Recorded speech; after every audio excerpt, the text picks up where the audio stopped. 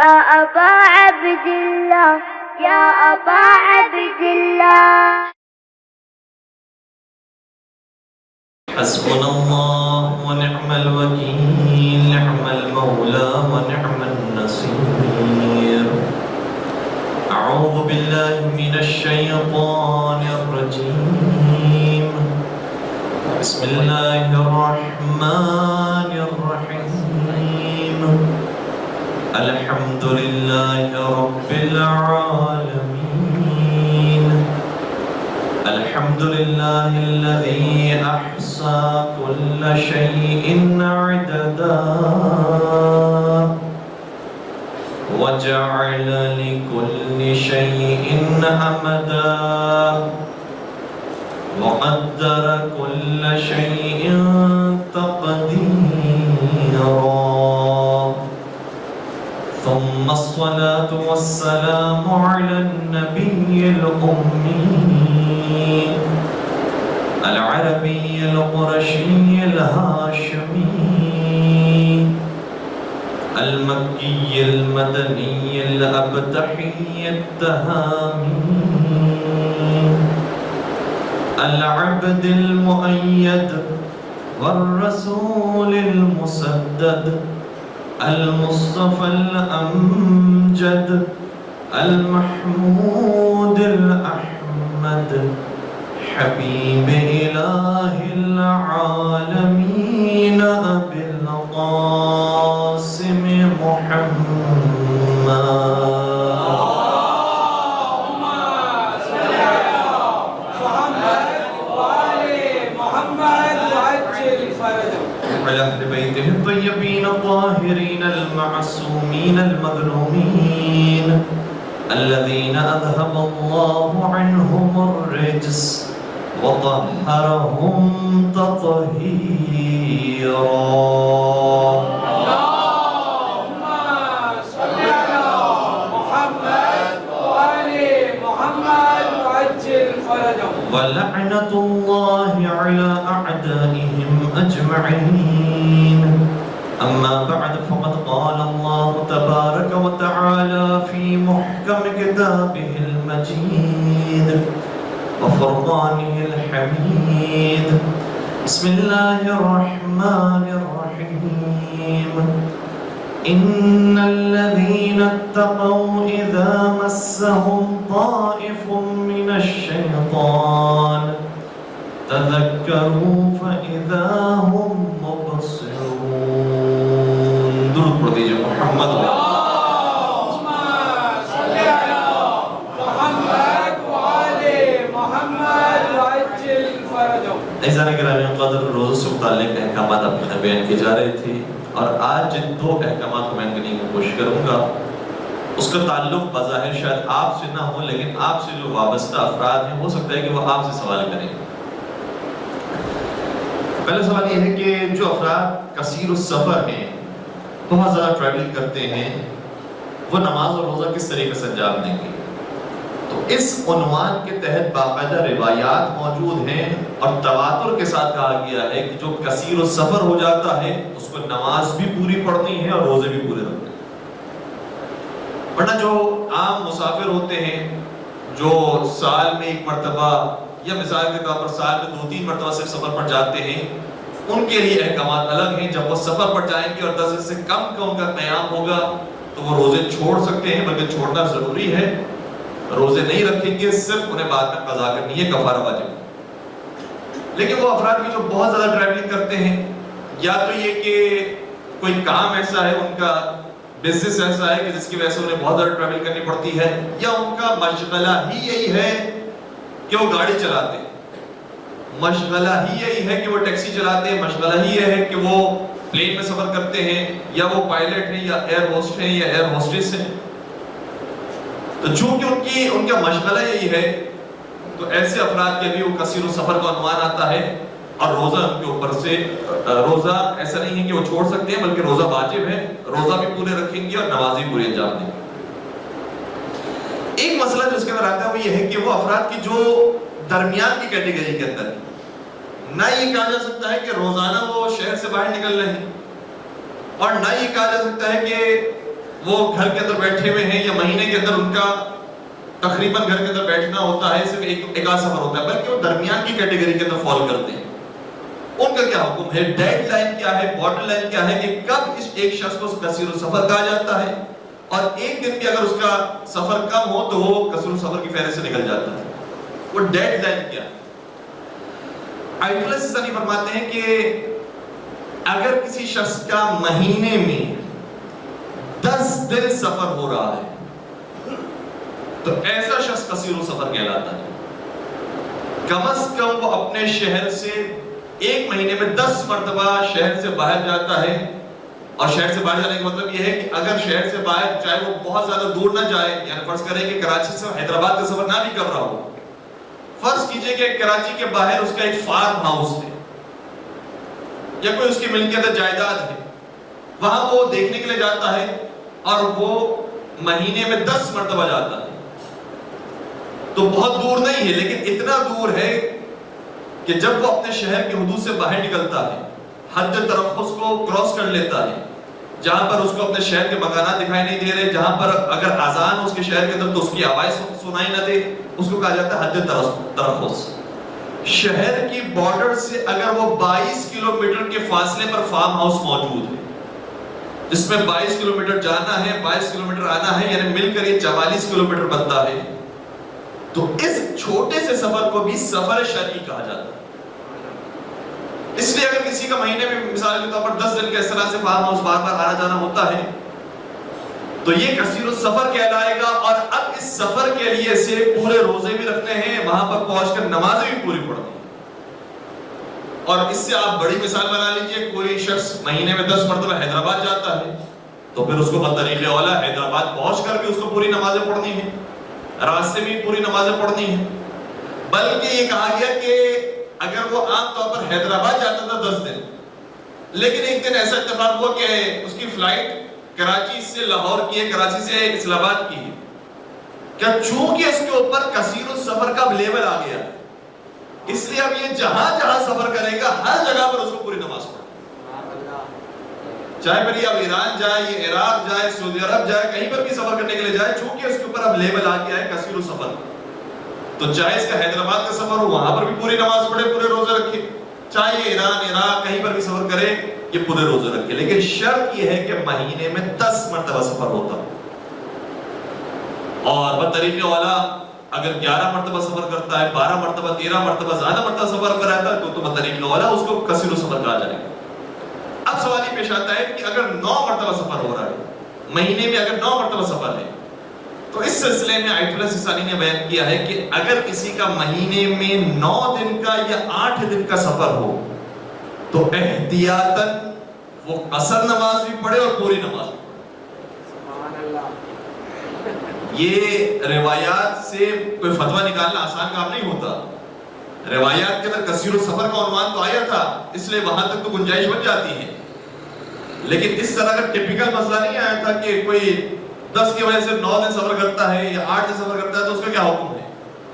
اس لیے روایات کو جمع کرنے کے بعد نتیجہ یہ نکالا ہے اکثر مراجع میں، جس میں آیت اللہ سسانی بھی شامل ہیں، کہ اگر 9 یا 8 دن کا اس کا مہینے میں سفر بنتا ہے تو وہ قصر نماز بھی پڑھے اور پوری نماز بھی پڑھے. اور اگر اس کا 8 دن سے کم کا سفر ہے، 7 دن کا سفر ہے، تو پھر وہ ایک عام انسان کی طرح کہلائے گا. جب سفر ہوگا تو اس کو نہ روزہ رکھنا ہے، نہ نمازیں پڑھنی ہے، نہ نمازیں پوری پڑھنی ہے، قصر نمازیں بھی صرف پڑھنی ہوں گی. تو 7 دن والوں کے لیے وضاحت بہت آسان ہے، ان کو اپنے روزے چھوڑ دینے ہیں، نماز قصر پڑھنی ہے. 8 اور 9 دن والوں کو دونوں کام کرنے ہیں، نماز پوری پڑھنی ہے، قصر بھی پڑھنی ہے. 10 دن والوں کو اور اس سے زیادہ کو نماز پوری بھی پڑھنی ہے اور روزے بھی پورے رکھنا ضروری ہے. درود پڑھ دیجیے گا محمد و آلہ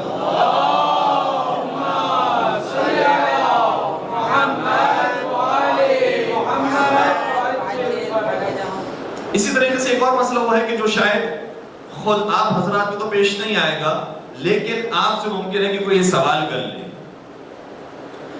وہ یہ کہ وہ افراد کی جو ایسی جگہ پر رہتے ہیں کہ جہاں پر دن بہت طولانی ہوتے ہیں، وہاں وہ روزے کیسے رکھیں؟ 24 گھنٹے میں سے صرف 3 گھنٹے کے لیے رات ہوتی ہے، باقی پورا دن میں گزرتا ہے، روشنی میں گزرتا ہے. ایسی جگہ پر کیسے روزے رکھے جائیں. اس کے برعکس اگر مسئلہ ہوگا تو وہ کبھی پوچھا نہیں جائے گا کہ اگر روزے 3 گھنٹے کے یا 4 گھنٹے کے ہوں تو پھر کیسے روزہ رکھیں, تو سب خوشی خوشی روزہ رکھیں گے. لیکن مسئلہ برعکس ہو جائے کہ دن اتنا طولانی ہو کہ وہ 20 گھنٹے کا ہے, 21 گھنٹے کا ہے, تو پھر روزہ کیسے رکھا جائے. اس سلسلے میں بھی آیت اللہ ثانی فرماتے ہیں, اور ظاہراً اس مسئلے کی طرف ذرا ہم نے اشارہ بھی کیا تھا اس وقت کے جب ہم بیان کر رہے تھے کہ اگر کوئی لڑکا یا لڑکی ابھی بالغ ہوئی ہے اور اس کے لیے روزہ رکھنا مشکل ہوتا ہے, اس کے کیا احکامات ہیں.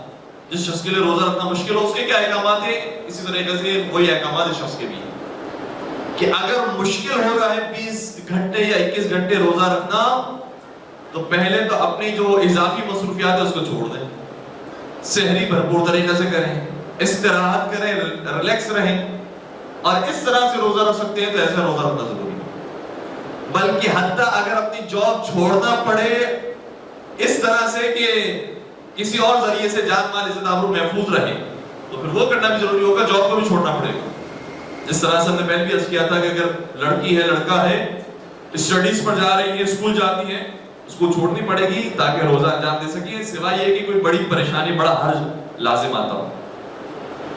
تو یہ شخص بھی, اور عام طور پر یہ جو مسئلہ ہے یہ پاکستان ہندوستان کا مسئلہ نہیں بن سکتا, یہ مسئلہ بنتا ہے عام طور پر یورپ کے اندر جو ڈینمارک کی سائڈ پر رہ رہے ہیں, ناروے کی سائڈ پر رہ رہے ہیں, وہاں پر اگر ڈیوٹی انجام دے رہے ہیں تو اگر وہاں صحیح طریقے سے ہم نے ڈیوٹی نہیں کی تو فارغ کر دیں گے. تو مراجعین نے وہاں پر بھی یہ مسئلہ بیان کیا ہے کہ اگر آپ کی جاب جاتی ہے تو چلے جائے, سوائے اس کے کہ جان مال عزت آبرو کی بات نہ آتی ہو تو چلے جائے, لیکن آپ کو روزہ اپنا پورا کرنا ہے, روزہ مکمل کرنا ہے. اب ایسے شخص روزہ رکھے گا. ایک رائے حل اس کے اندر موجود ہے جو 9 سال کی بچی کے لیے بھی موجود ہے اور یہاں ڈینمارک اور ناروے میں رہنے والے افراد کے لیے موجود ہے. وہ کیا رائے حل ہے, وہ پوری دنیا میں تمام مومنین کے لیے وہ رائے حل موجود ہے. وہ یہ ہے کہ انسان روزے کی حالت میں اگر سفر پر چلے جائے تو چاہے جان بوجھ کر سفر کیا ہو اور اسی نیت کے ساتھ کیا ہو کہ جب میں سفر پر جاؤں گا تو میرے لیے روزہ کھولنا جائز ہو جائے گا, تو اس نیت کے ساتھ بھی اگر وہ سفر پر جائے اور وہاں جا کر روزہ کھول لے تو پھر پورے دن پہ روزہ رکھنا ضروری نہیں ہے, یہ روزہ اس سے معاف ہو جائے گا. یعنی یہ روزہ تو چھوٹ گیا, اب ماہ رمضان کے بعد اس کی قضا کرنی ہے. وہ بعد میں دیکھ لے کہ دن جب چھوٹی ہو جائے یا کسی اور جگہ پر ٹریول کرنا ہو تو وہاں جا کر ان ایام میں وہ روزے رکھ لے, یہ کام کیا جا سکتا ہے. تو یہ رائے حل ہمیشہ ہر ایک کے لیے موجود ہے کہ کوئی ایسا مسئلہ پیش آ جاتا ہے جاب کی وجہ سے یا کسی وجہ سے کہ نہ ہم یہ کہہ سکتے ہیں کہ جان مال عزت آبرو پر بھی بات نہیں آ رہی لیکن روزہ رکھنا مشکل بھی ہو رہا ہے, کیا کریں. اس کے لیے رائے حل بہترین یہ ہوتا ہے کہ انسان اپنے شہر سے باہر جائے اور اتنا دور چلا جائے کہ سفر شرعی شمار ہو, وہاں جا کر افطار کر لیں اور پھر واپس اپنے شہر آ جائیں. تو ان کے لیے روزہ رکھنا ضروری نہیں ہے, ماہ رمضان کی بس صرف قضا کرنا ضروری ہے. لیکن اس کے اندر بعض مراجعین نے شرط رکھی ہے کہ جو سفر آپ کا ہو وہ ظہر سے پہلے ہونا چاہیے. ظہر سے پہلے اگر سفر ہوگا تو پھر یہ روزہ توڑا جا سکتا ہے. ظہر کے بعد اگر یہ سفر ہوگا تو پھر روزہ وہاں پر مکمل کرنا بعض مراجعین کے نزدیک ضروری ہوتا ہے. درود پڑھ دیجیے گا محمد وعلیہ.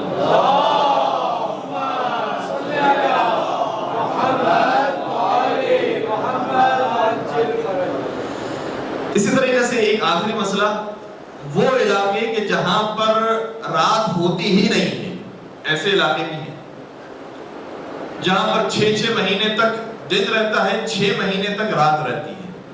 بالکل نارتھ پول یا ساؤتھ پول کے ایریاز عام طور پر یہ شمار کیے جاتے ہیں جہاں پر 6 مہینے تک سورج باقی رہتا ہے, دکھائی دیتا ہے, روشنی موجود ہوتی ہے, اور پھر اگلے 6 مہینے آتے ہیں اس میں بالکل سورج دکھائی نہیں دیتا, رات رہتی ہے. ایسے افراد کیسے روزہ رکھیں؟ ان کے بارے میں بھی تقریباً مراجعین نے بیان فرمایا ہے کہ ایسے افراد یا تو ٹریول کر کے ایسی جگہ پر چلے جائیں جہاں پر ایک دن مکمل ہو, جہاں پر رات بھی ہو اور دن بھی ہو, یا بعض مراجعین فرماتے ہیں کہ پھر وہ اپنے شہر کا حساب نہیں رکھیں گے, اپنے سے قریب والے جو علاقے اور اپنے سے قریب والے جو شہر ہیں جہاں پر پورا 24 گھنٹہ اس طرح سے ہوتا ہے کہ اس میں دن بھی آتا ہے رات بھی آتا ہے, اس حساب سے وہ اپنا روزہ شروع کریں گے اور اپنا روزہ افطار کریں گے. ایک درود پڑھ دیجیے محمد وعلیہ.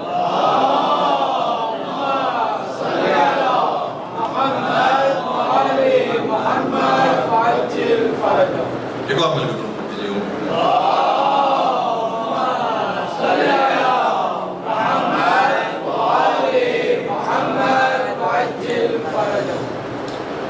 درسی سے میں ہم مسلسل آپ کی خدمت میں جو آرائش بیان کر رہے ہیں اس کا تعلق در حقیقت عبادت کے موضوع سے ہے. یہ عبادت کا مہینہ ہے، بندگی کا مہینہ ہے، تقوی پرہیزگاری کا مہینہ ہے. اور جو آیت مسلسل آپ کی خدمت سے نام کلام بیان کی جا رہی ہے، ارشاد ہوتا ہے کہ ان الذین اتقوا اذا مسهم طائف من الشیطان، جو پروردگار کا خوف رکھنے والے ہیں، خدا سے حیا کرنے والے ہیں، شرم کرنے والے ہیں، اگر ایسے افراد کے سامنے کبھی شیطان آ جاتا ہے اور شیطان ان کے پیروں کو جکڑ لیتا ہے اور حرام کی طرف راغب کرتا ہے، تذکروا، اس وقت بیدار ہو جاتے ہیں. اور یہ الرٹنس اور الارم ہر ایک کے لیے بچتا ہے. بس ضرورت یہ ہوتی ہے کہ اس الارم کی آواز تھوڑی سی اونچی کر دی جائے. جیسے کبھی کبھار ہوتا ہے کہ فجر میں بہت سارے لوگ الارم لگا کے سوتے ہیں، موبائل پر بھی الارم ہے، ویسے بھی الارم لگا کے سویا جاتا ہے، لیکن الارم بج رہا ہوتا ہے، سنائی نہیں دیتی آواز. تو موبائل میں عام طور پر ہم کوشش کرتے ہیں کہ رنگ ٹون چینج کریں، والیوم بڑھائیں، تاکہ اب اگر الارم بجے تو آواز سنائی دے. تو الارم ہر ایک کا بجتا ہے. تذکروا، اس والیوم کو بلند کر کے یاد دہانی کرواتے ہیں کہ ہاں میرا راستہ یہ شیطان کا راستہ نہیں ہے، خدا کا راستہ ہے. اس کی والیوم کو بلند کرتے ہیں. فَإِذَا هُمْ مُبْصِرُونَ، تو ہم ان کی والیوم بلند کرنے کی وجہ سے ان کو واقع روشنی عطا کرتی ہیں اور بابصیرت بنا دیتے ہیں. ایک عہد ہم سے صرف لیا گیا ہے اور کوئی ہم سے عہد نہیں ہے اس زندگی کے لیے. سورہ یاسین کے اندر وہ آیت موجود ہے اور جا بجا مختلف آیات مختلف مقامات پر بھی اس پیغام کو دیا گیا. ارشاد ہوتا ہے بسم اللہ الرحمن الرحیم الم احد الیکم یا بنی آدم ان لا تعبدوا الشیطان انه لکم عدو مبین وَأَنِ اعْبُدُونِي هَذَا صِرَاطٌ مُسْتَقِيمٌ. الم احد الیکم یا بنی آدم، یہ بھی البتہ ایک زمانے کی طرف اشارہ کیا جا رہا ہے اور اس حوالے سے گفتگو ویسے کی بھی بہت جاتی ہے. آج ہمارا وہ موضوع نہیں ہے، اگر موقع ہو تو بعد میں انشاءاللہ ضرور گفتگو کریں گے کہ ایک وعدہ اور ایک عہد و پیمان وہ ہے، معاف کیجیے گا، جو ہم نے پروردگار سے کیا ہوا ہے اور وہ وعدہ کر کے ہم اس دنیا میں آئے. الم احد الیکم یا بنی آدم، کیا تم نے یہ وعدہ نہیں کیا ہے اے اولاد آدم کہ اللہ تعبدوا الشیطان انه لکم عدو مبین، کہ تم شیطان کی عبادت نہیں کرو گے. انه لکم عدو مبین، وہ تمہارا کھلا ہوا دشمن. وَأَنِ اعْبُدُونِي هَذَا صِرَاطٌ مُسْتَقِيمٌ، اور تم میری عبادت کرو گے اور یہی سیدھا راستہ ہے. ایک اور لفظ پر میں روکنا چاہتا ہوں، اتفاق سے ذہن میں آیا. قرآن نے کہا ہے کہ شیطان کون ہے؟ انہو لکم عدو مبین، شیطان تمہارا کھلا ہوا دشمن ہے، ظاہر ہوا وہ دشمن ہے. مجھے بتائیے کہ کیا یہ جو ظاہر ہوا وہ کھلم کھلا دشمن ہے، اس کو کسی نے دیکھا ہے؟ دیکھا ہے کسی نے؟ قرآن کہہ رہا ہے یہ عدو مبین ہے، واضح تمہارا دشمن ہے. کیا اس کو کسی نے دیکھا؟ کسی نے دیکھا، لیکن پھر تو قرآن ہی کہہ رہا ہے کہ واضح دشمن.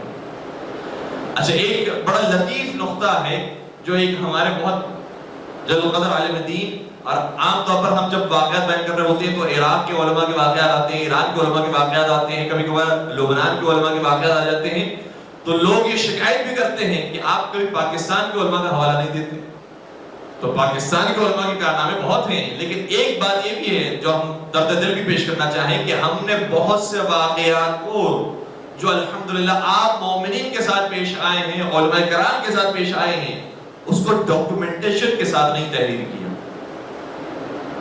اگر ہم نے اس کو صحیح طرح سے مرتب کیا ہوتا، اس کی تصنیف و تعلیف پر کام کیا ہوتا، تو یقیناً ہماری آنے والی اولاد بھی پڑھ رہی ہوتی، نسلیں پڑھ رہی ہوتی، اور دیگر ممالک میں بھی ہمارے واقعات جا رہے ہوتے اگر ہم نے خود زحمت کی ہوتی. واقعہ اگر کسی کے ساتھ ہو گیا تو یہ ماشاءاللہ بہت اچھی بات ہے، ایک کرامت ہے، فضیلت کی بات ہے کہ اس کے ساتھ یہ واقعہ پیش آیا. لیکن اس کے ساتھ ساتھ ایک اور اگر وہ یہ کام کر جائے تو یہ واقعات الصالحات میں شامل ہو جائے گا کہ جو واقعہ اس کے ساتھ پیش آیا ہے، امام وقت نے اس کی مدد کی ہے یا رجال الغیب میں سے کسی نے اس کی مدد کی ہے، کوئی مشکل اس کی حل ہو گئی کسی ذکر کے ذریعے، دعا کے ذریعے، تو وہ اس واقعے کو تحریری شکل میں لے کر علماء کرام سے رجوع کریں، چھپانے کی کوشش کریں اور اس واقعے کو اپنی آنے والی نسلوں میں منتقل کریں، تاکہ کہا جائے کہ پاکستان کے کسی مومن کے ساتھ بھی یہ واقعہ پیش آیا. کیونکہ ایسا تو نہیں ہے کہ یہ امام وقت صرف ایران کے مومنین کے لیے ہو، صرف عراق کے مومنین کے لیے ہو، سبھی کے لیے امام وقت ہے، ہر ایک کی پریشانی حل کرنے والے مشکل کشا کائنات، اور واقعات بھی پیش آتے ہیں یہاں کے ہی مومنین کے ساتھ، کراچی ہی کے مومنین کے ساتھ واقعات پیش بھی آتے ہیں، اور بہت سارے افراد ہمیں آ کر سناتے بھی ہیں، لیکن کاش اسے ہم نے کتابی شکل دی ہوتی تو یہ ہمیشہ باقی رہتا۔ تو خیر ابھی ہم بات بیان کریں پاکستانی عالم دین کی، اور نام بھی آپ کی خدمت بیان کریں پروفیسر حسن رضوی صاحب، جو حیات بھی ہیں، پروردگار انہیں طول عمر عطا فرمائے۔ کہتے ہیں کہ میں ایک درس تفسیر دینے کے لیے جاتا تھا، میں نے خود براہ راست اس سے نہیں سنا، ایک واسطے کے ذریعے سنا ہے، لیکن آپ کی خدمت بیان کر رہا ہوں، تقریباً یہی واقعہ۔ ایک جگہ ہم درس تفسیر دینے کے لیے جاتے تھے، اور وہاں پر آغا خانی حضرات، اسماعیلی حضرات، شش امامی جو 6 امام کو مانتے ہیں، امام جعفر صادق علیہ السلام تک، اور اس کے بعد جناب اسماعیل کو مانتے ہیں، وہ آیا کرتے تھے، اور وہاں پر ہم درس تفسیر دیتے تھے، قرآن کے درس دیتے تھے۔ تو جب ہم نے یہ آیت صلی کلام میں بیان کیا، یہ آیت درمیان میں آئی کہ قرآن کریم میں کہتا ہے کہ اِنَّا نَحْنُ نُحْيِي الْمَوْتَى وَنَكْتُبُ مَا قَدَّمُوا وَآثَارَهُمْ وَكُلَّ شَيْءٍ أَحْصَيْنَاهُ فِي إِمَامٍ مُبِينٍ۔ اس کا ترجمہ بھی الحمدللہ آپ کو سبھی کو یاد ہوگا، بچوں کو یاد ہوگا، بزرگوں کو یاد ہوگا۔ قرآن کہہ رہا ہے کہ ہم ہیں جو مردوں کو زندہ کرتے ہیں، ہم ہیں جو ہر ایک کے نام اعمال کو لکھتے ہیں، اور ہم ہیں کہ ان نام اعمال کو بھی لکھتے ہیں کہ جو عمل انہوں نے پہلے انجام دیا تھا، دنیا سے جا چکے ہیں، لیکن اس کے اثرات ابھی تک باقی ہیں، اس کو بھی ہم لکھتے ہیں۔ نَكْتُبُ مَا قَدَّمُوا وَآثَارَهُمْ۔ پھر قرآن نے کہا وَكُلَّ شَيْءٍ أَحْصَيْنَاهُ فِي إِمَامٍ مُبِينٍ، ہم نے دنیا کی ہر چیز محصور کر دی ہے امام مبین میں۔ اور امام مبین سے کیا مراد ہے؟ کئی ساری روایات موجود ہیں جس میں نبی اکرم نے ارشاد فرمایا کہ امام مبین سے مراد حضرت علی ابن ابی طالب علیہ السلام۔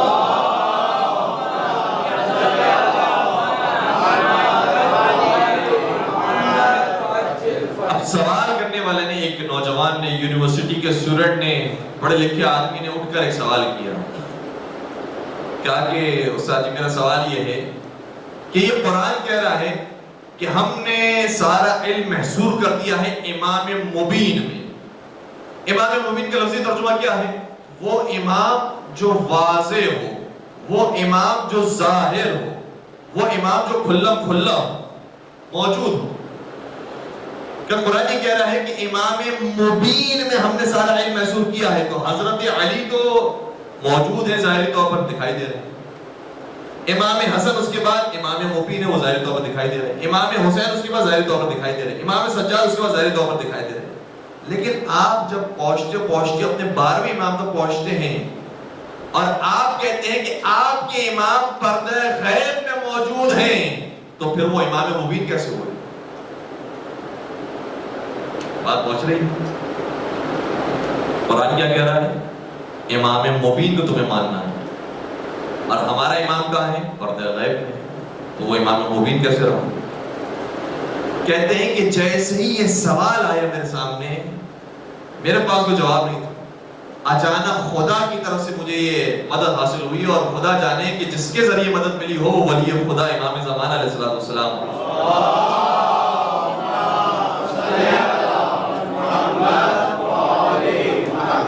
فوراً سے انہوں نے جواب کیا، کیا تم نے اس امام مبین سے یہ سمجھا ہے کہ خدا یہ کہنا چاہ رہا ہے کہ وہ امام جو ظاہر ہو، جو تمہاری 2 آنکھوں سے نظر آتا ہو؟ ہاں یہی مطلب ہے کہ اگر مبین کا یہی مطلب ہے کہ آنکھوں سے نظر آنے والے کو مبین کہا جاتا ہے، تو پھر خدا شیطان کو عدو مبین کیوں کہہ رہا ہے؟ سبحان اللہ، سبحان اللہ، سبحان اللہ۔ اگر تمہیں شیطان عدو مبین ہونے کے بعد ان 2 آنکھوں سے دکھائی دے جائے، تو پھر ہم تمہیں اپنا امام بھی 2 آنکھوں سے دکھائی دیں گے۔ مل کے درود پڑھ دیجئے محمد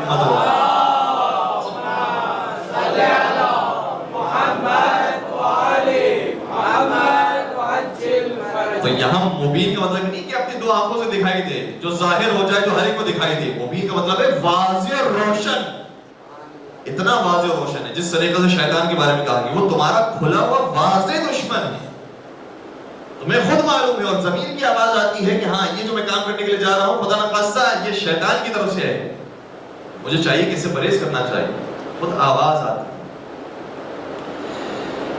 एक शख्स, अब मैं फिर ईरान के किसी मोमिन का जिक्र कर रहा हूं, मशहद से वो बाहर निकले और उनका काम भी यही था कि माल ले जाया करते थे, सामान लोड किया करते थे, ट्रक चलाया करते थे और एक शहर से दूसरे शहर पहुंचाया करते थे। मशहद से बाहर निकले और जिन्होंने मशहद का सफर सर्दियों में किया हो उन्हें ये अंदाजा होगा कि मशहद में सर्दियों में बर्फबारी पड़ती है, शदीद बर्फबारी। और अगर हम मशहद से और ऊपर की तरफ चले जाएं और मज़ीद शुमाल की तरफ चले जाएं तो वहां तो बिल्कुल बर्फ ही बर्फ। कहते हैं कि मुझे इसी तरह के किसी बर्फानी इलाके की तरफ जाना था, मैंने ट्रक में अपना माल तैयार किया, लोड किया और उसके बाद उस बर्फानी इलाके की तरफ, उस बर्फानी शहर की तरफ रवाना हुआ। रास्ते में जिस तरह से अंदाजा था कि बर्फबारी होगी, बर्फबारी हुई, लेकिन इस बार बर्फबारी बड़ी अजीब थी। इतनी बर्फ बरसी के बाद में वो बड़े बड़े ओलों में तब्दील हो गई और मुझे सामने से कुछ दिखाई नहीं दे रहा था। मजबूरन मैंने अपनी गाड़ी रोक दी, जाहिर सी बात है एहतियात करनी चाहिए, गाड़ी रोक दी। गाड़ी रोकी हुई थी और अंदर अपने लिए हीटर चलाया हुआ था या अंदर अपने आप को रखा था कि गर्म महसूस हो। अचानक से गाड़ी बंद हो गई। कि मैं इंतजार करता रहा कि कब ये खत्म होगी बर्फबारी तो मैं बाहर निकलूं, बोनट खोलूं, उसके बाद इसको ठीक करने की कोशिश करूं। कहते हैं कि मैं कुछ जानता भी था, जाहिर सी बात है कि जो आमतौर पर टैक्सी ड्राइवर होते हैं वो कुछ ना कुछ मैकेनिक का काम भी जानते हैं। कहते हैं इतनी बर्फ बरस रही थी कि अब मुझे ये वहशत होने लगी, खौफ महसूस हुआ कि अगर मैं इसी तरीके से गाड़ी में बैठा रहा तो ये बर्फ बढ़ते बढ़ते इतनी हो जाएगी कि मेरी खुद गाड़ी कब्र बन जाएगी। इसलिए मुझे गाड़ी से बाहर निकलना पड़ेगा ताकि किसी तरीके से गाड़ी को ठीक करूं, उसके बाद मैं गाड़ी में बैठूं तो चलने काबिल हो जाए। कहते हैं मैं बाहर निकला, बोनट खोला, उसके बाद काम करना शुरू किया, तार वगैरह सब कुछ जो मेरे जहन में आ रहा था सारे काम किए, गाड़ी स्टार्ट की। तो बस मेरे पसीने छूटने शुरू हो गए। क्या करूं मैं, इतनी बर्फ, इतनी शदीद बर्फ, आगे पीछे कोई मौजूद नहीं है। अगर मैं इस बर्फ में गाड़ी से बाहर रहता हूं तो बर्फ में दफन हो जाऊं, गाड़ी के अंदर चले जाता हूं तो गाड़ी में दफन हो जाऊं, क्या करूं। कहते इतने में मैंने अचानक से सोचा कि मैं बस गाड़ी में आकर बैठूं, उसके बाद जो कुछ होता है देखते। सिलसिला चलता रहा, बर्फ होते रही यहां तक कि रात ऐसे ढलने लगी, यानी रात का वक्त आने लगा, असर का वक्त ढलने लगा। बस कहते मेरे तो बस रोंगटे खड़े हो गए, अब आखिरी लम्हात है मेरे, और ना खाना गाड़ी में मौजूद है ना पानी मौजूद है। मैं थकन से और इस खौफ की वजह से इस कैफियत में आ गया था कि मुझे खुद मौत नजर आने लग रही थी। और फिर आखिरी लम्हात में बीवी बच्चों की तस्वीरें भी ज़हन में घूमने लगी कि मुझे यकीन हो गया कि अब ये मेरी जिंदगी के आखिरी लम्हात। इतने में मुझे किसी आलिम का ये जुमला याद आया कि तुम किसी ऐसी मुश्किल में गिरफ्तार हो कि जहां पर तुम्हारी कोई मुश्किल कुशाई ना कर सके तो अपने वक्त के इमाम को पुकारना। क्या मैंने उसी कर्ब की हालत में बस कुछ ना हो तो जाहिर सी बात है कि ईमान वक्त जरूर याद आते हैं, परवरदिगार याद आता है। मैंने कहना शुरू किया जो सिखाया गया था मुझे कि या साहिबज़ ज़मान अदरिकनी, या साहिबज़ ज़मान अगितनी। ऐ साहिबुज़ ज़मान मुझ तक पहुंचिए, मेरी इमदाद कीजिए, मेरी मदद कीजिए। ये मैं मुसलसल दोहराते जा रहा था। साथ साथ ज़हन में भी ख्याल आ रहा था कि मैं इमाम वक्त को पुकार रहा हूं, परवरदिगार से मदद हासिल करूं, लेकिन साथ साथ एक शर्मिंदगी थी परवरदिगार से। शर्मिंदगी इस बात की थी कि ए खुदा मैंने तेरी इबादतें तो नहीं की हैं, तूने जो मुझ पर सिर्फ 5 नमाजें रखी थी वो 5 नमाजें भी वक्त पर अंजाम नहीं देता था, कितनी नमाजें छोड़ता था, कितनी कज़ा होती थी। इसलिए ए खुदा मैं तुझसे तो बहुत शर्मिंदा हूं, तेरी वाजिब नमाजें भी मैंने अदा नहीं की। और फिर कहते हैं कि मैं एक बुराई में भी मुलव्विस था, उस बुराई की शर्मिंदगी की वजह से भी मैं खुदा से कुछ कह नहीं सका, लेकिन इतना जरूर कहा कि परवरदिगार अगर तूने मुझे इस मुश्किल से निजात दे दी तो मैं तुझसे ये वादा करता हूं कि मैं 5 वक्त की नमाज, 5 नमाजें अव्वल वक्त में अंजाम दूंगा, और जो मैं बुराई करता हूं उससे भी मैं अपने आप को छुटकारा दूंगा और मैं वो बुराई कभी अंजाम नहीं दूंगा। कहते मैंने ये वादा किया। माफ कीजिएगा, दूर पड़ जाए।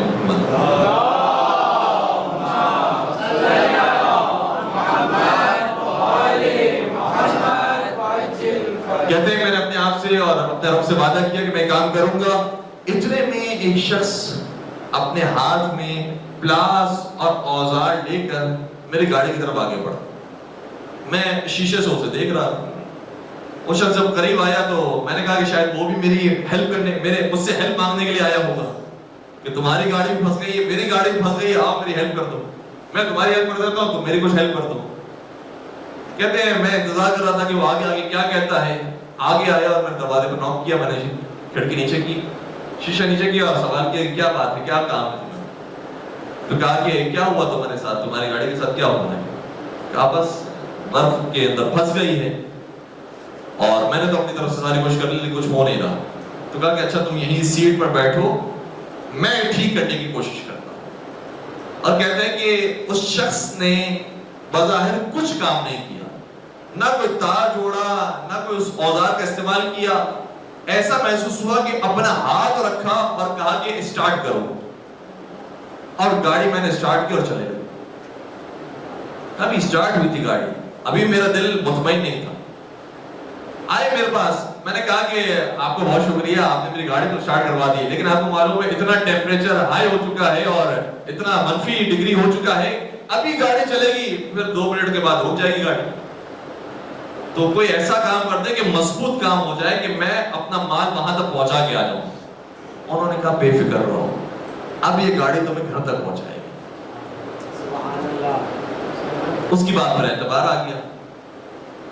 پھر میں نے کہا کہ اچھا یہ بتاؤ کہ آپ کی گاڑی کہاں پر ہے, میں آپ کی گاڑی کے لیے بھی دیکھنے کے لیے آ جاتا ہوں. کہا کہ نہیں, مجھے کسی کی مدد کی ضرورت نہیں. پھر کہا کہ چلے آئیں میرے ساتھ بیٹھ جائیں, میں آپ کو چھوڑ دیتا ہوں, آپ کا جو مقصد ہے جہاں جانا چاہتے ہیں وہاں بیٹھ جائیں. کہا کہ نہیں, مجھے کسی اس طرح کے کسی گاڑی کی کسی وسیلے کی بھی ضرورت نہیں ہے. کہا کہ اچھا پھر آپ کا بہت شکریہ. اچھا یہ بتائیں کہ میں کیا آپ کی خدمت پیش کروں, کیا تحفہ دوں, کیا دوں آپ کو. کہا کہ نہیں, مجھے کسی مادی چیز کی ضرورت بھی نہیں. کہا کہ نہیں, ایسا تو نہیں ہو سکتا. کہتے اس وقت میرے پاس پیسے بہت سارے تھے, میں نے اچھے خاصے پیسے نکالے ان کے سامنے. کہا کہ یہ آپ کے لیے, آپ نے میری ایسی مدد کی, جان بچا لی, یہ آپ کے لیے میری طرف سے دیا. کہا کہ نہیں, مجھے پیسوں کی بھی ضرورت نہیں ہے. پھر یہ تو نہیں ہو سکے گا, اتنا بڑا آپ نے کام کر دیا, میرے اوپر احسان کیا ہے, میں کچھ تو دوں گا, ورنہ تو یہ مرد کی طبیعت کے خلاف ہے, یہ نامردانگی کہلائے گی. کیا کہ اچھا یہ بتاؤ کہ مرد کسے کہتے ہیں, جو تم مردانگی کی بات کرتے ہو یہ غیرت کہتے کسے ہیں. کہتے ہیں غیرت مند آدمی تو وہ ہوتا ہے کہ اگر اس کے ساتھ کوئی احسان کرے تو احسان کا جواب احسان کے ساتھ. تو اب پھر بے غیرت آدمی اور نامرد آدمی کون ہوتا ہے. کہا کہ وہ ہوتا ہے کہ احسان کیے جاؤ اور تمہارے احسان کی کوئی پرواہ نہ کرے. کہ اچھا اگر تم واقعی غیرت مند انسان بننا چاہتے ہو, غیرت مند مرد بننا چاہتے ہو, تو وہ وعدہ جو خدا سے تم نے کیا ہے اس وعدے کو وفا کرو. کیا لگے کون سا وعدہ, میں نے کون سا وعدہ کیا. کہا کہ وہی وعدہ کہ اپنے 5 نمازیں اول وقت میں انجام دو گے, اور وہی وعدہ کہ اس برائی کو زندگی بھر کبھی انجام نہیں دو گے. اس وعدے پر عمل کرو, بس یہی تمہاری مردانگی ہے. کہتے اب میری حالت ایسی ہو گئی کہ یہ کوئی شخص با کرامت ولی خدا ہے, اس لیے مجھے اپنے مقام سے اتر جانا چاہیے. میں بیٹھا ہوا ہوں, یہ میری خدمت کر رہا ہے, میں کتنا کم وقت انسان ہوں. ایک ولی خدا میری مدد کرنے کے لیے آ گیا اور میں اس کی قدم بوسی نہیں کر سکا, دست بوسی نہیں کر سکا. کہتے اسی وقت میں نے دروازہ کھولا اور باہر نکلا تو نہ وہ آدمی موجود تھا, نہ اس آدمی کے قدم کے نشان موجود تھے. اور پھر جو میری کیفیت تاری ہوئی کہ رونے لگا, بھرپور طریقہ سے رویا, اور سارا سفر روتے روتے گزرا کہ اے مولا امام زمانہ, میں نے آپ کو پکارا تھا, مدد کو بھی آ گئے, اور ایسی مدد کی کہ میں بیٹھا رہا, خادم بیٹھا رہا اور آقا کام کرتا رہا, مجھے شرم بھی نہ آئی. مولا آپ نے میری مدد کر دی, اور صرف اس بات کے بس کہ میں نے جو وعدہ اپنے رب سے کیا ہے اس وعدے کو پورا کرنا ہے, نہ کوئی مجھے اضافی کام کرنا. جو چھوٹا سا وعدہ میں نے رب سے کیا بس وہ پورا کرنا ہے.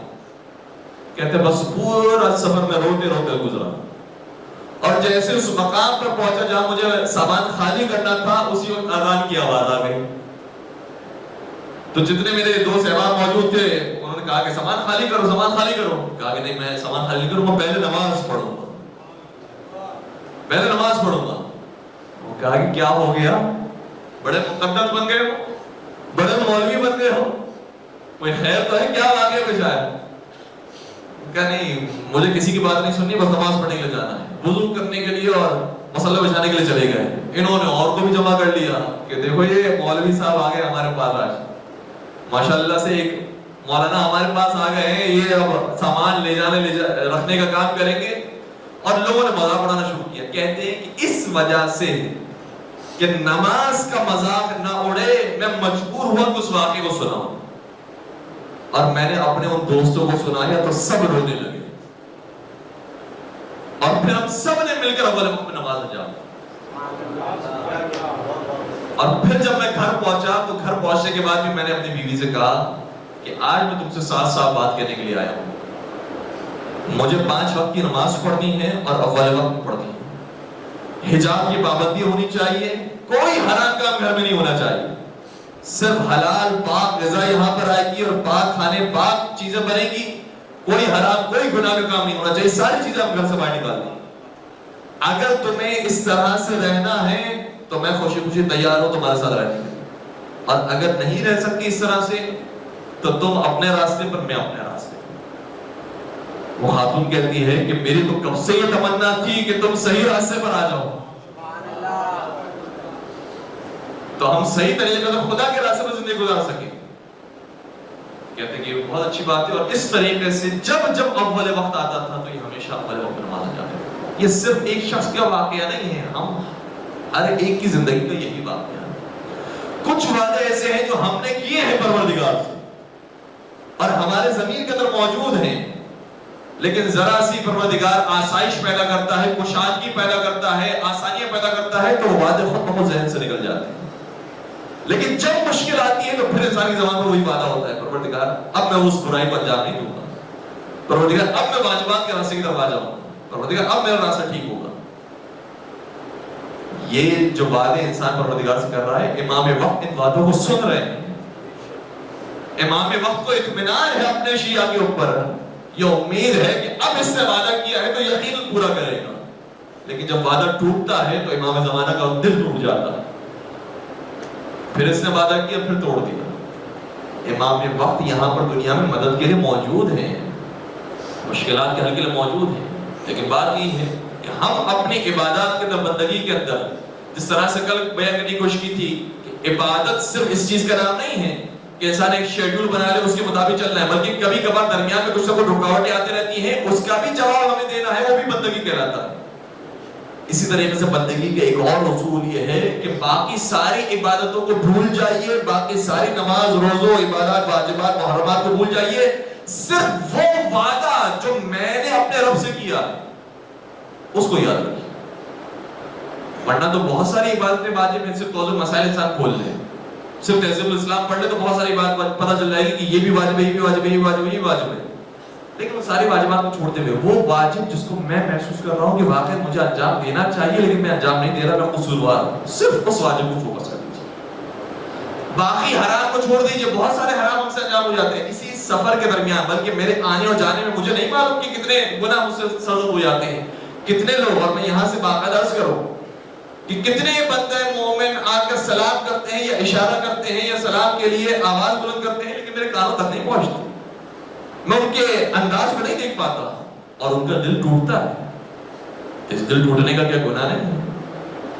اور اسی طریقے سے انسان ڈرائیونگ کرتے ہوئے جب پہنچتا ہے, کتنے لوگوں کا راستہ لیتے ہوئے اور کتنے گاڑیوں کو کے درمیان حائل ہوتے ہوئے انسان پہنچ رہا ہوتا ہے, کیا اس کا گناہ نہیں ملتا؟ گناہ بہت سارے انسان سرزد ہو رہے ہوتے ہیں, لیکن باقی چیزوں کو چھوڑتے ہیں. وہ گناہ کی جو انسان کے ذہن میں ابھی بیٹھا ہوا ہے کہ یہ تو مجھے چھوڑنا ہے, یہ میرا پروردگار سے وعدہ ہے, اس گناہ کو فوکس کرتے ہیں, بس اس گناہ سے پرہیز کر لیں. امام وقت کو آپ نے راضی کر لیں.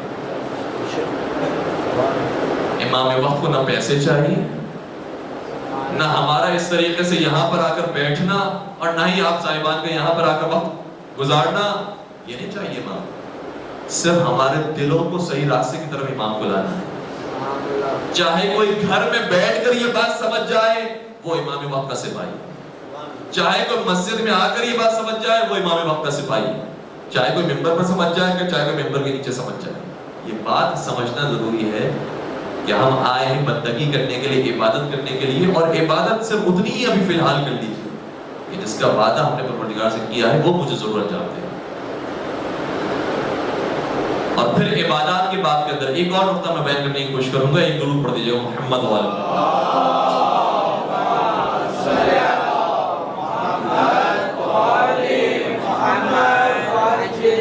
جو کبھی کبھار زیادہ عبادت کرنے والے ہوتے ہیں، زیادہ دیندار ہوتے ہیں، ایک مسئلہ ان کے اندر بھی پیش آتا ہے، اور یہ مسئلہ یعنی اگر تحریر کیا جائے، تاریخ کو دیکھا جائے تو سب سے پہلے تو شیطان کے اندر پیش آئے، جو کثرت عبادت سے انجام دے رہے ہوتے ہیں، بہت ساری نمازیں، بہت سارے سجدے، ان کے اندر ایک صفت پیدا ہوتی ہے کہ وہ اپنی عبادتوں پر مغرور ہو جاتے ہیں۔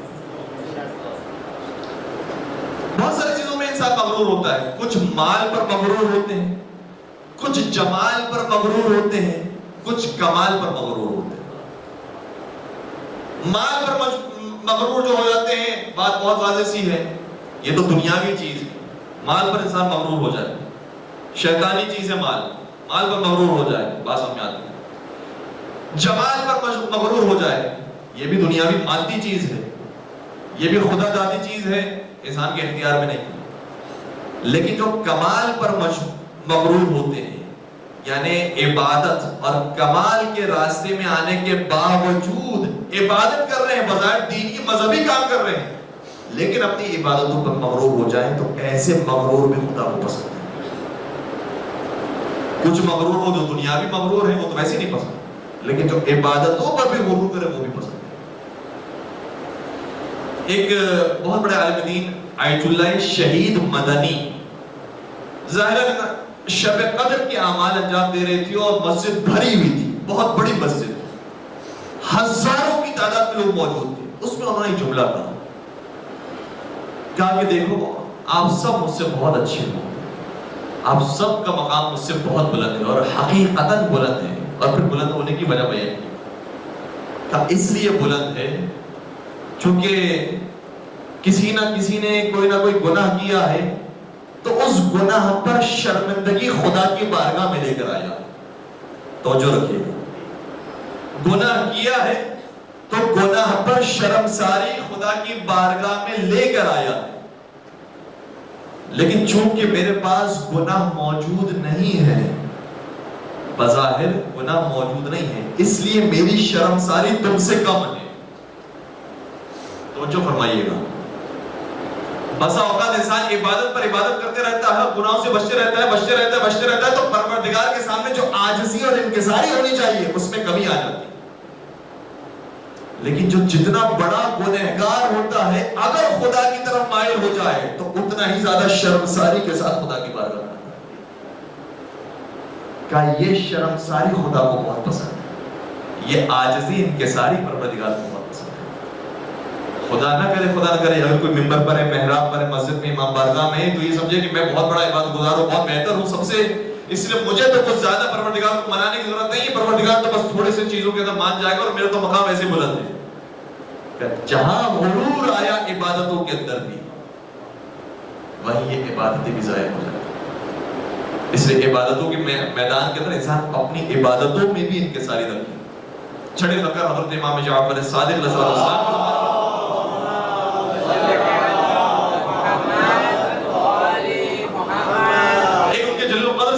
حماد بن عیسیٰ بہت قریبی ان کے ساتھیوں میں سے تھے، راویوں میں سے تھے، ان سے ایک دن چھٹے سرکار نے ارشاد فرمایا، اے حماد تم 2 رکعت نماز پڑھ کے تو دکھاؤ، تمہیں نماز پڑھنے آتی ہے، 2 رکعت نماز پڑھ کے تو دکھاؤ۔ چھٹے سرکار کی خدمت میں عرض کرنے لگے کہ مولا آپ میری نماز کو چیک کریں گے؟ آپ جو نماز کا طریقہ سکھاتے ہیں میں آپ کے ذریعے دنیا والوں کو سکھاتا ہوں، کیا آپ کو مجھ پر یقین نہیں کہ مجھے نماز پڑھنے آتی ہے؟ کیا اتنا یقین نہیں ہے؟ کہا کہ اچھا تمہیں نماز پڑھنے آتی ہے تو پھر میرے سامنے 2 رکعت نماز پڑھ کے دکھاؤ۔ اور جب حماد بن عیسیٰ نے 2 رکعت نماز چھٹے امام کے سامنے پڑھ کے بتائی، امام نے نماز ختم ہونے کے بعد کہا کہ کیا یہ نماز ہوتی ہے؟ نماز اسے کہتے ہیں؟ اور پھر خود امام نے نماز پڑھ کے بتائی۔ مراجع میں سے بعض نے جب اس روایت کو دیکھا تو کہا کہ اس روایت کے بعد اندازہ ہوتا ہے کہ ہماری نمازوں کی کیا حالت ہے۔ وہ حماد بن عیسیٰ جو مستقل امام سے نماز کا طریقہ سیکھ رہا ہے، مستقل امام سے نماز کو دیکھ رہا ہے، جب وہ نماز پڑھنے کے لیے بیٹھے تو امام کہتے ہیں کہ یہ نماز ہوتی ہے، تو ہمارے اور امام کے درمیان تو صدیوں کا فاصلہ۔ ہم تک جو روایتیں پہنچی ہیں اور ہم جو طریقہ کار سے نماز پڑھ رہے ہیں اس کے اندر تو فاصلہ موجود ہے، اور ہم نے تو امام کو دیکھا نہیں نماز کیسے انجام دی جاتی ہے۔ کیا یہ نماز جو ہم پڑھتے ہیں نماز کہلاتی ہے؟ اور واقعی جنہوں نے حق ادا کیا ہے نماز کا، یعنی ہمارے آپ کے چوتھے سرکار حضرت امام زین العابدین علیہ السلام،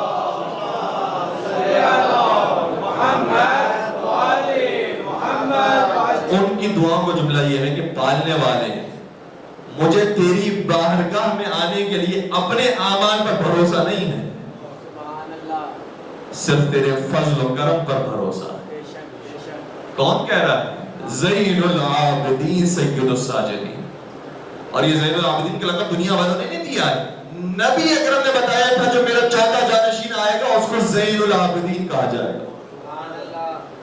اور روایت کا جملہ یہ ہے کہ جب محشر کا میدان ہوگا، فَإِذَا كَانَ يَوْمَ الْقِيَامَةِ، جب قیامت کھڑی ہو جائے گی، محشر کا میدان ہوگا، تو منادی آواز دے گا اَيْنَ زَيْنُ الْعَابِدِينَ، عابدوں کی زینت کہاں ہے؟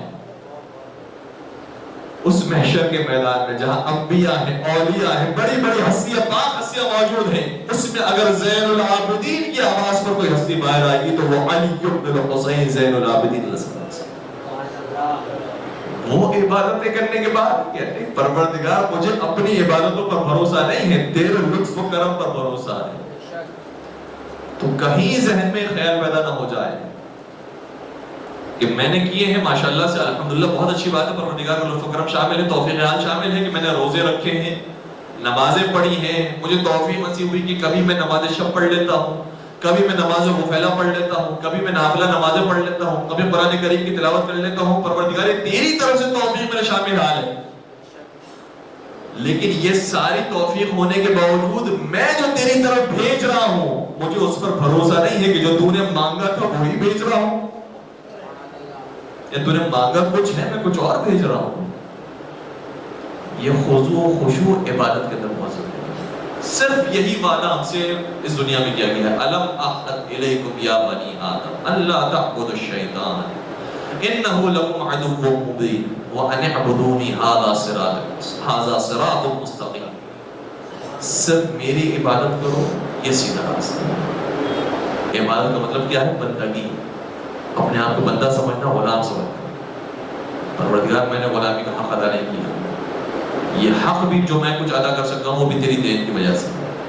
حضرت ایوب علیہ السلام نے جب مشکلات آئی تھی تو ایک مرتبہ انہوں نے مشکلات کے ختم ہونے کے بعد پروردگار سے کہا تھا پروردگارا دیکھا میں نے کتنا بڑا صبر کیا، اپنی بات کو غرور یہ ترک اولا ہو گیا تھا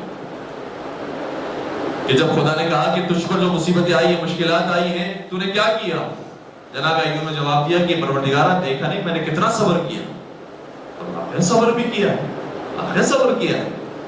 ان کی کھیتی باڑی اجڑ گئی، زراعت ختم ہو گئی، باغات جل گئے، اولادیں مر گئے، خود بیمار ہو گئے، لوگوں نے تانے دینا شروع کر دیا کہ یہ کیسا نبی ہے کہ جو خود مشکلات کے اندر موجود ہے، اور یہ تانے پیغمبر سے برداشت نہیں ہوتے تھے، ہر چیز برداشت کر لے، لیکن لوگ یہ لوگ کہتے تھے یہ نبی کیسا نبی ہے، اپنے آپ کو نبی کہتا ہے اور اسی میں سب سے زیادہ مشکلات، کہتے ہیں یہ تانے مجھ سے برداشت نہیں ہوتے تھے۔ ان ساری چیزوں کو پروردگار میں نے برداشت کیا، میں نے صبر کیا تیرے لیے، یہ میں نے عبادت کر کے دکھائی۔ خدا کی طرف سے آواز ہے، اے ایوب تمہارے اندر یہ صفت صبر کس نے پیدا کی؟ کیا تم نے خود خلق کی ہے یہ صفت، یا وہ بھی ہم نے خلق کر کے دی تھی اور تم نے صرف اس کو استفادہ کیا، صحیح جگہ پر استفادہ کیا؟ ورنہ یہ ساری جو انسان کے مزاج ہے، قوت غضب ہے، قوت شہوت ہے، قوت صبر ہے، یہ ساری چیزیں یہ بھی پروردگار کی دی ہوئی ہے۔ یہ آئے کہاں سے؟ یہ بھی ہم نے دی تھی۔ تو جناب ایوب علیہ السلام نے اپنے سر پر خاک رکھی، ڈالی سر پر، اپنے سر پر خاک ڈالی اور کہنے لگے من کا یار پروردگار وہ بھی تو نے ہی دی تھی، تیری وجہ سے میرے اندر یہ صبر پیدا ہوا۔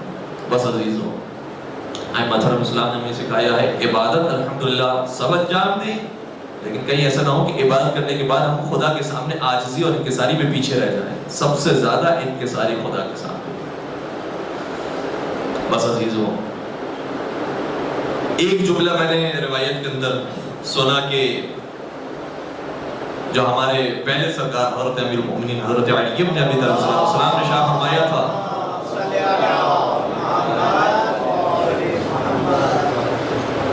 روایات کے اندر بڑے عجیب لفظ ملتا ہے مولا علی کے لیے کہ سید الصابرین تھے، اور بعض روایتیں کہتی ہیں کہ پہلے مظلوم اور پہلے صابر کا نام علی بن ابی طالب. پھر ایک روایت کے اندر پورا مفہوم موجود ہے کہ کیوں ان کو صابر کہا گیا، کیا صبر کیا. بیان فرماتے ہیں کہ جب بعثت نبی اکرم ہوئی تھی تو اس وقت میری عمر 13 برس کی تھی. بعثت سے پہلے کی بھی مشکلات تھی، جب کہ اپنے بابا کے ساتھ جناب عقیل، جناب جعفر، جناب طالب کے ساتھ موجود تھے، اس وقت بھی مشکلات تھی کہ کبھی کبھار میرے بھائیوں کو تنبیہ کرنے کے لیے مجھے بھی تنبیہ کیا جاتا تھا، تاکہ وہ یہ نہ سمجھے کہ درمیان میں کوئی تفاوت رکھا ہوا ہے، کوئی امتیاز دیا گیا ہے کسی کو، اس لیے برابر سے. اسی طرح سے اگر کوئی کھانا کھلانے کا وقت آتا تھا، کوئی دوائی دینے کا وقت آتا تھا تو مجھے بھی کھلائی جاتی تھی تاکہ میرے بھائی بھی کھا لیں. اس وقت سے مجھ پر مشکلات تھی. پھر اس کے بعد مشکلات میں اضافہ ہوا. جب نبی اکرم کی بعثت کا وقت آیا تو نبی اکرم کو پتھر مارے جاتے تھے، اس کا جواب مجھے دینا پڑا. اور جب میں پتھر مارتا تھا تو ظاہر سی بات ہے ایک طرف علی ہوتے تھے، باقی دوسری طرف مکے کے سارے یہ بچے، سارے قریش کے بچے سب مل کر پتھر مارتے تھے اور ایک علی کا جواب دیتے تھے. پھر جب میری عمر بڑھتے گئی پیغمبر نے مجھے ذمہ داریاں دینا شروع کی، یہاں تک کہ اپنے بستر پر سلایا، مجھے چھوڑ کر چلے گئے حکم خدا کے مطابق، اور تلواروں کے نغمے میں مشکلات میں اضافہ ہونا شروع. پھر جب میں مدینہ پہنچ گیا تو جنگیں ہوئی اور 80 جنگوں میں نے شرکت کی.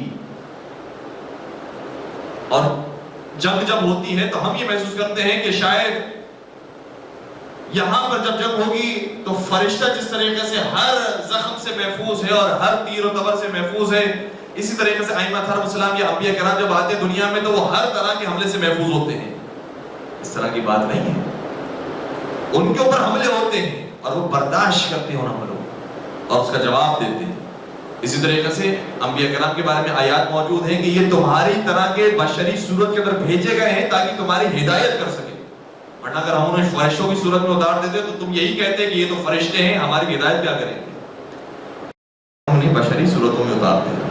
تو مولا متقیان جب جنگوں میں شرکت کرتے تھے تو زخم سہتے تھے. اور روایت کا جملہ یہ ہے کہ مولا متقیان کے بدن پر شہادت سے پہلے ہی بہت سے زخم موجود تھے.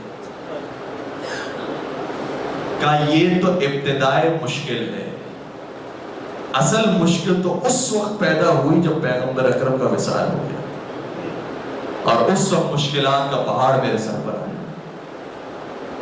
ظاہر جملے یہ ہیں فجاءت الطامۃ الکبریٰ، پھر سب سے بڑی مصیبت میرے اوپر آئی اور حق کی خلافت بھی چھین لیا گیا اور زہرا مرضیہ پر ظلم و ستم کیا گیا. میری گردن میں رسی باندھی گئی اور حسنین کریمین کو تماچے لگائے گئے. یہ مشکلات میں اور اضافہ ہونے لگا. لیکن یہ ساری روایت کے بعد آخری جملہ بڑا عجیب ہے.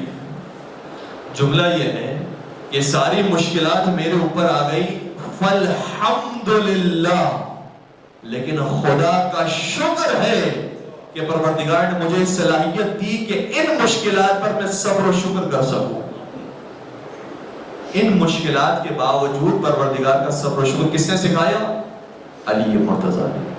اب مجھے کہنے دیجئے کہ جب شام کے دربار میں علی کی بڑی بیٹی کے سامنے جب مجنون یہ کہتا ہے کہ تمہارے اوپر یہ مصیبتیں آئی ہیں یہ خدا کی وجہ سے آئی ہیں، تو پھر مجھے کہنے دیجئے کہ زینب کبریٰ آگے بڑھیں گی، ثانیہ زہرا آگے بڑھ کر یہ کہیں گی کہ ما رأیت الا جمیلا، یہ نہ کہہ کہ خدا کی طرف سے آئی ہے. ارے خدا کی طرف سے تو ہم نے خیر اور حسن جمال کے علاوہ کچھ دیکھا نہیں ہے، یہ مشکلات تمہاری قائم کردہ مشکلات. یہ جملہ اس وقت شہزادی زینب کبریٰ کہہ سکتی ہے جب ان کے بابا نے تربیت کی کہ پروردگار کی طرف سے کبھی کوئی پریشانی نہیں آتی، یہ پریشانی لوگ تمہارے لیے قائم کرتے ہیں. لیکن ذرا دیکھیے پریشانی کیسے قائم کی ہے کہ شام کے زندان میں ثانیہ زہرا کھڑے رہ کے نماز پڑھنے کے بجائے بیٹھ کے نماز پڑھنے پر مجبور، اور کسی اور نے نہیں، خود مولا سید سجاد نے سوال کر لیا، پھوپھی ابا یہ بتائیے کیا کوئی ایسا وقت بھی آ سکتا ہے کہ آپ نماز پڑھیں اور کھڑے ہونے کے بجائے بیٹھ جائیں؟ کیا ایسا وقت بھی آ سکتا ہے؟ آپ سے بڑی کوئی زاہدہ نہیں، آپ سے بڑی کوئی عابدہ نہیں، یہ کون سی مشکل آپ پر آئی ہے کہ آپ کھڑے رہ کے نماز پڑھنے کے بجائے بیٹھ کے نماز پڑھتی ہے؟ تو پھر بی بی نے جا کر مجھے بیٹا سجاد ہر روز اتنی مختصر کھانا ہمارے لیے آتا ہے کہ اگر میں اپنے حصے کا کھانا کھا لوں تو بچے بھوکے رہ جائیں گے، اس لیے کئی دنوں تک میں نے اپنا کھانا اپنے بچوں کو کھلا دیا تاکہ بچے سیر ہو کر سو جائے، اور کئی دنوں سے علیہ زہرا کی بیٹی نے کچھ کھایا نہیں۔ اے رمضان کے روزے رکھنے والوں، ذرا شام کے زندان میں زینب کبریٰ کے فاقوں کو بھی یاد رکھو، جو دن کو بھی واقع رکھتی تھی، رات بھی فاقوں میں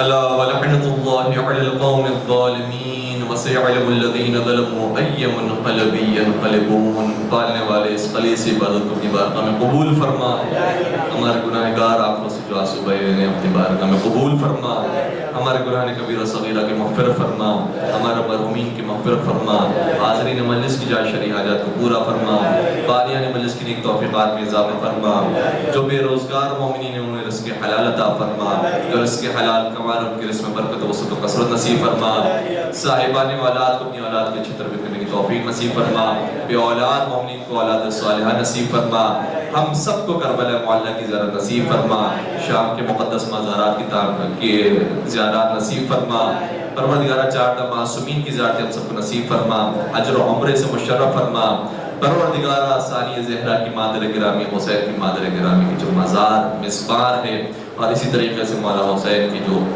بھائی امام حسن مشتبہ مولا سید سجاد، امام جعفر صادق علیہ السلام، امام باقر علیہ السلام کی جو مزارات مسمار ہے ان کی تعمیر نو کے اسباب جلد جلد پیدا فرما، پروردگارہ ظالمین اگر قابل ہدایت ہیں تو ان کی ہدایت فرما، قابل ہدایت نہیں تو انہیں نیست و نابود فرما، پروردگارہ ظالمین کے شر کو خود انہی کی طرف پلٹا دے، پروردگارہ امت اسلامیہ میں اتحاد پیدا فرما، ملک پاکستان کو استحکام نصیب فرما، شیعہ حیدر کرار کی جان مال عزت اور حفاظت فرما، ان تمام مظالم سے انتقام کے لیے اپنی آخری حجت امام حسن و سما کے ظہور میں تعجیل فرما، ہمیں ان کا دیدار انور نصیب فرما، ہمیں ان کے عاشقین محبین سچے چاہنے والے ماننے والوں میں شمار فرما، ربنا تقبل منا انك انت السمیع العلیم وتب علینا انك انت التواب الرحیم برحمتک یا ارحم الراحمین۔